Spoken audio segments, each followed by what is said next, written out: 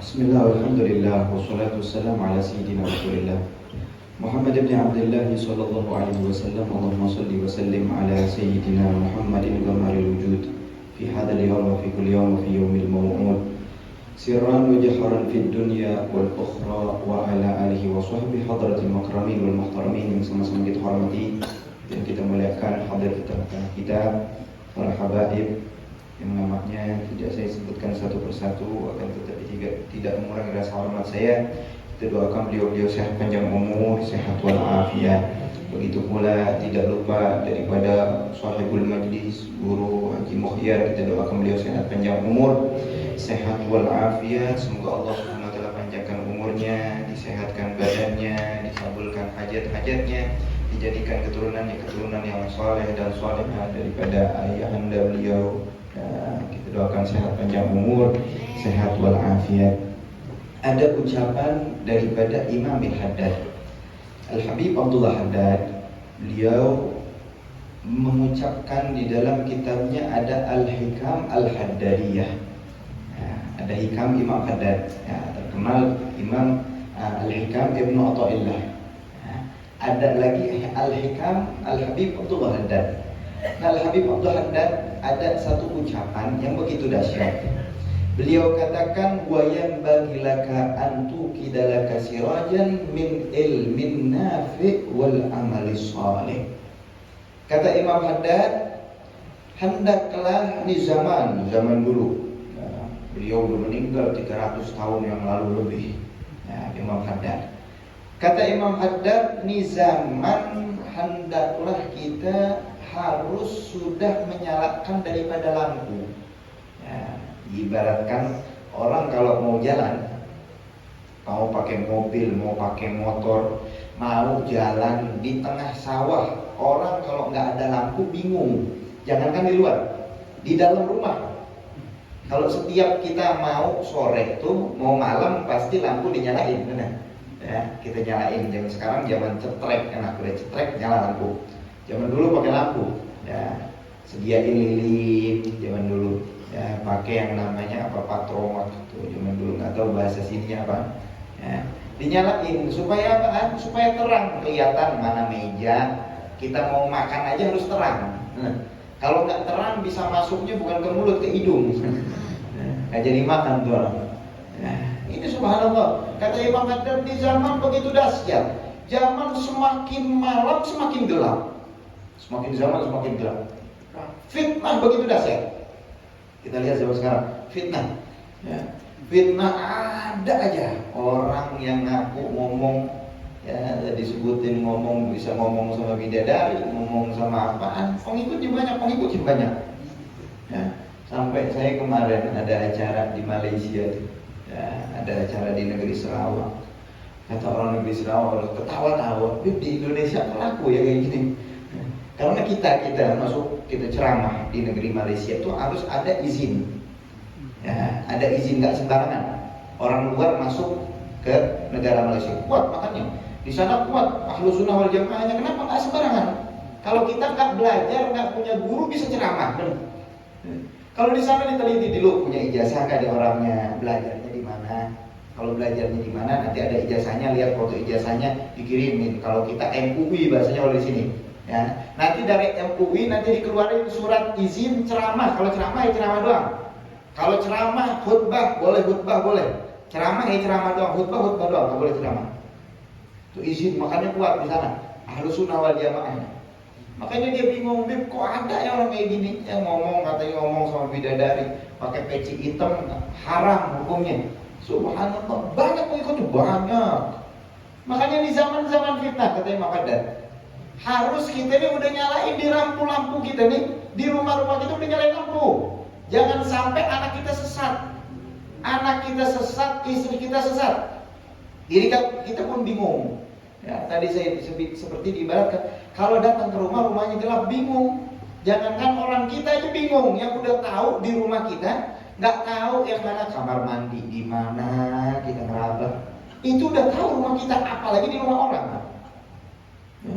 Ini makanya ibarat subhanallah, Imam Haddad benar-benar mengibaratkan semakin zaman semakin fitnah, subhanallah. Apalagi zaman sekarang, ya, yang mana judi online ada di HP. Ya, saya lihat tuh banyak dari Kalsel juga. Banyak yang namanya judi online, sampai mayoritas umat Islam terbesar di dunia adanya di Indonesia. Tapi judi online paling banyak Indonesia, subhanallah. Ya, judi online. Ada yang cerita sama saya, ada yang sampai 4 miliar, 8 miliar, itu rekor saya dengar. 8 miliar main judi online. Mendingan ente beli tuyul di OLX. Kalau enggak beli di marketplace. Ya, tuyul-tuyul second nih ada masalah. Kapan ada tuyul? Ini main judi, subhanallah. 10 juta tuh 5 menit. 10 juta 5 menit.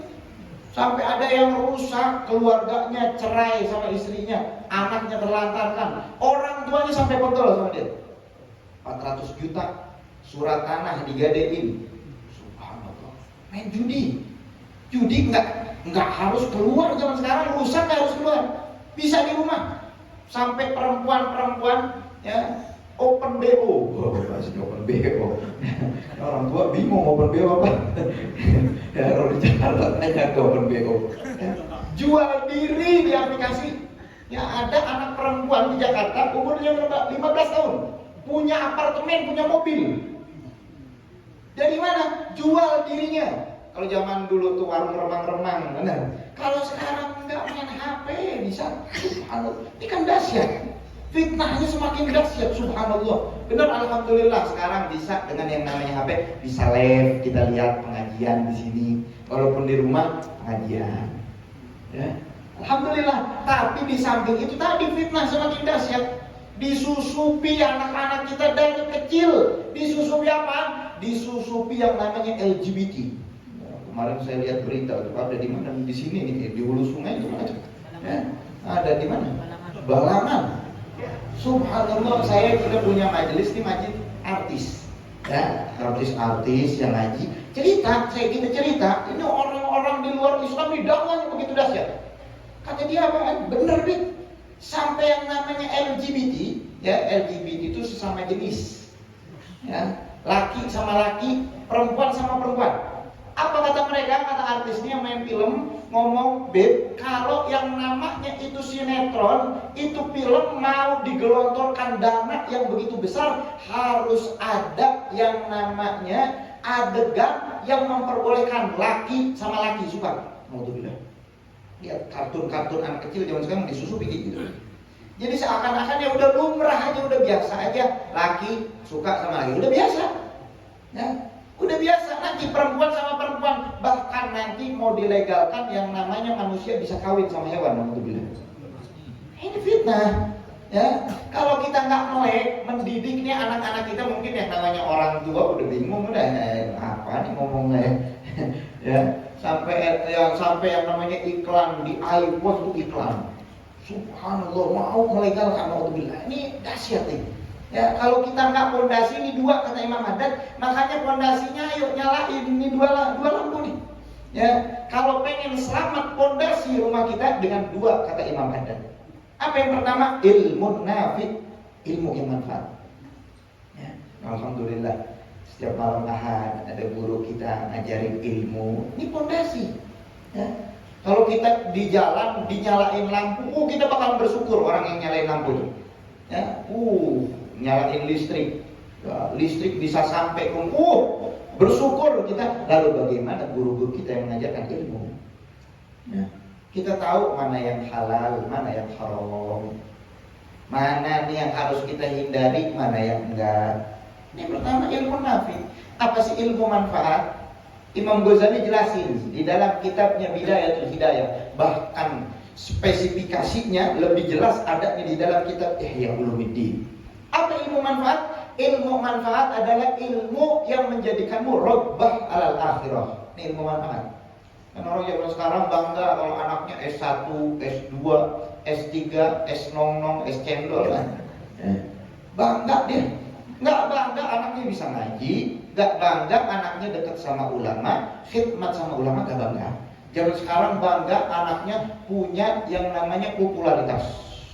Pengikutnya banyak, followernya banyak, jadi selebgram. Nggak bangga anaknya suka ngaji, nggak bangga anaknya tahu yang namanya ilmu. Alhamdulillah, anak saya pesantren selamat. Kadang yang pesantren juga nggak selamat, apalagi nggak pesantren kan kayak gitu. Ya. Nah ini ilmu manfaat apa? Yang menjadikan murabbah ala semangat sama akhirat. Habis hadir ngaji, pengajian, dia jaga sholatnya, itu ilmu manfaat kata Imam Ghazali. Ya. Yang menjadikan apa? Sibuk sama aib dirimu sendiri, itu namanya ilmu manfaat. Bukan zaman sekarang banyak, subhanallah, ya di media-media, kalau yang namanya buka aib orang, komentarin orang, ini orang alim, ya. Dia buka aibnya orang, dia buka, ini salah nih, ini salah. Guru-guru kita nggak pernah ngajarin gitu. Sampai guru kita, ya salaf kita tuh terdahulu udah tahu, tetap didengerin, bukan ini mana baru kemarin. Kan kadang ada orang alim tuh kayak gitu ya, merasa dirinya udah paling lama di pesantren, ya hatam yang namanya kita berapa kitab, rendahin orang, itu bukan namanya ilmu manfaat. Ilmu manfaat yang semakin sibuk sama aib dirimu, bukan aib orang. Ini ilmu manfaat. Ya. Makanya ilmu manfaat bisa dapat dari mana? Orang yang mana mempunyai sanad keilmuan. Ya. Alhamdulillah guru kita sanad keilmuannya jelas, ya yang dibaca kitabnya juga jelas, bukan omong-omong doang. Kan kadang ada orang yang namanya kalau motivator sih gak ada masalah tuh, artis gitu, ngomong tentang agama, ngaco. Belajar enggak, kita belajar lama, dia baru taubat langsung jadi ustaz. Subhanallah, bingung gitu. Gurunya kemana? Ya, belajarnya di mana? Ya. Tahu-tahu jadi ustaz, subhanallah. Banyak nih kayak gini, benar. Ya, ini banyak. Ini ilmu manfaat yang pertama. Yang kedua apaan? Wal amal soleh, amal soleh. Ya, kita diajarin sama guru-guru kita amal soleh. Amal orang-orang yang mana? Orang-orang soleh. Baca ratib al-hadad, baca maulid simtuduror. Kalau kita perlihatnya, khususnya di Kalimantan Selatan, ya. Di Banjarmasin, di Banjarbaru, di Martapura, subhanallah, udah terdidik semuanya baca maulid, dari abang guru kumpul, ya, yang mengajarkan di mana-mana majelis pasti baca maulid. Ini amalan orang soleh, ya, amalan orang soleh fondasi supaya nanti anak kita ngerekam. Ya, anak kecil saya masih ingat dulu saya dibawa sama abah saya itu kecil tuh, ya, dulu dibawa kan subhanallah kalau di sini ya dilihatin sama orang-orang tua Yesus halaman tuh sama ulama, sama habaib, itu kita masih ingat dulu sama orang tua kita, jadi ngerekam, bukan yang namanya dibawanya ke pasar malam, bukan, ya. Nanti ngerekam nih anak kita nih, alhamdulillah kalau di sini alhamdulillah, ya. Sampai kita tuh ke Singapura, cerita ada ustadz di sana. Itu orang-orang sana subhanallah, kalau yang namanya masalah ekonomi kita tahu namanya Singapura, ya canggih semuanya. Sampai yang namanya dolar hampir satu dolar Singapura itu 12.000, jauh sama kita. Ya, tapi subhanallah mereka acuh terhadap agama Islam. Jadi kalau kita datang ke sana tuh waktu itu nggak berkah. Ya lewat begitu aja, pokoknya menurut mereka kalau nggak kerja nggak bisa makan, itu pikiran mereka. Makanya saya tanya, Ustaz gimana? Ya alhamdulillah Habib, kalau di sini, kalau di sana, kata mereka tuh, ya kalau ngaji kayak gini nih, kalau orang mau ngaji bayar pakai dolar. Bayangin, kalau mau ngaji bayar pakai dolar. Kita ngaji mah nggak boro-boro bayar, disediain makan kadang nggak tahu diri.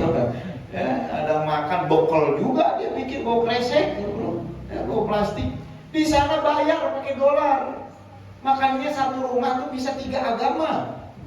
Makanya kita bersyukur, subhanallah, apalagi di tempat ini subhanallah ramai di mana-mana, setiap hari, setiap malam ada majelis taklim. Syukur sama Allah. Ya, kalau di luar sana ya Allah berat, susah. Ini amalan orang-orang soleh, baca ratib, baca wirdul latib, baca hizib, ya, baca maulid banyak apa nih, baca sholawat, ini fondasi. Ya, makanya ini 2 fondasi kita. Ya, kalau pengen selamat rumah-rumah kita, keturunan kita khusus ya. Jangan sampai orang tuanya ahli pengajian, anaknya ahli lab musik di kafe-kafe. Ya. Jangan sampai yang namanya orang tuanya orang soleh, anaknya jadi orang yang nggak benar. Bapaknya jenderal, anaknya pakai dan narkoba, naudzubillah. Ya, jangan sampai kayak gitu. Ya, orang tuanya ustaz, alim, anaknya bergajulan. Ya, orang yang nggak benar, naudzubillah. Nah, ayo pondasi. Ataupun anaknya nggak ada masalah jadi pengusaha, tapi pengusaha yang ingat sama Nabi Muhammad. Itu bagus digunakan hartanya untuk akhirat. Dengan apa? Dua pondasi ini. Pertama tadi apa? Ilmu, manfaat. Yang kedua, amal soleh. Nah, di bawah ini dua pondasi kata Imam Haddad, maka rumah kita akan terhindar daripada segala fitnah. Ya, di bawah dua ucapan daripada Imam Haddad, ilmu yang bermanfaat, dan yang kedua adalah amal soleh. Kalau ini dua kita bawa pulang, kita ajarkan anak kita, istri kita, maka akan terhindar daripada fitnah semuanya.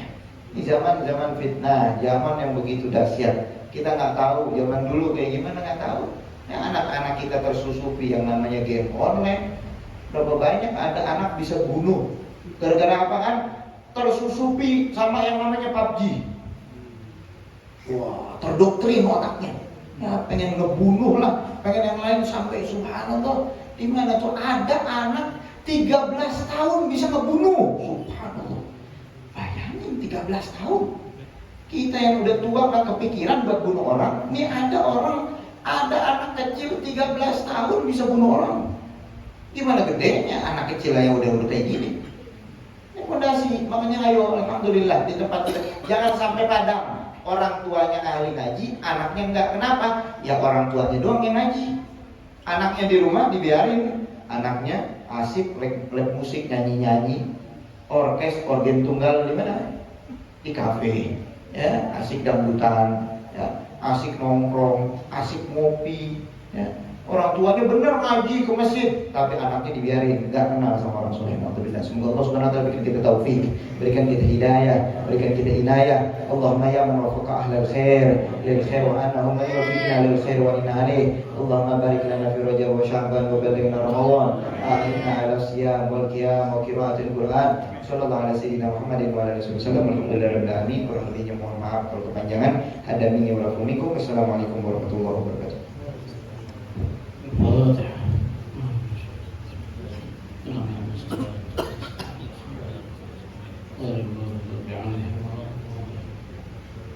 آمين الله يا رسول الله يا رب العالمين اللهم صل وسلم وبارك على سيدنا محمد وعلى آله وصحبه أجمعين اللهم انفعنا بما علمتنا وعلمنا الذي ما ينفعنا وزدنا علما والحمد لله على كل حال ونعوذ بالله من حال أهل النار اللهم أغننا بالعلم وزينا بالحلم وأكرمنا بالتقوى وجملنا بالعافية والسلامة برحمتك يا أرحم الراحمين ربنا آتنا في الدنيا حسنة وفي الآخرة حسنة وقنا عذاب النار وصلى الله على سيدنا محمد وعلى آله وصحبه وسلم الحمد لله رب العالمين يا رب بالمصطفى بلغ مقاصدنا واغفر لنا ما مضى يا واسع الكرم يا رب بالمصطفى بلغ مقاصدنا واغفر لنا ما مضى يا واسع الكرم